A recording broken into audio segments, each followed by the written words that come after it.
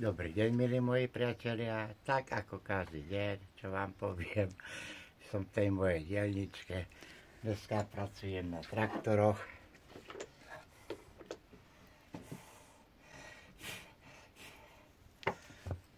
Robím takéto podvozky, ktoré pôjdu k uvlečkám.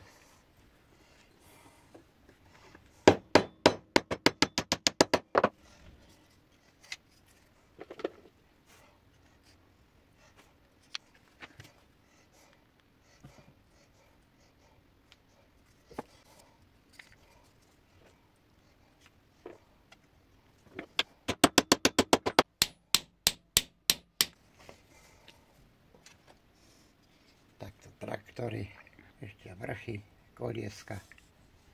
Dneska prvýkrát začalo snežiť, aj to chvíľku, čo ma núti robiť tie Betlehemy čím skôr, aby boli hotové.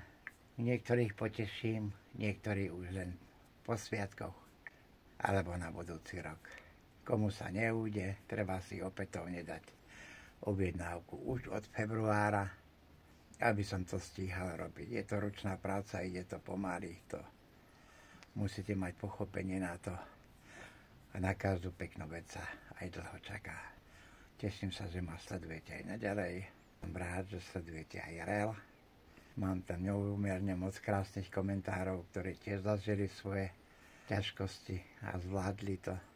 Som rád, že je hodne takých ľudí, ako som ja, tiež na svete. Pozdravujem do zahraničia, od Ameriky až po Nový Zéland. Píšete mi zo všetkých kútov sveta. Ďakujem vám za sledovanie. Teším sa na vás na budúce. Zasa niečo pekného ukážem. Dovidenia. Pápa. Píšte, volajte, zdieľajte. Teším sa na každý komentár. Dovidenia.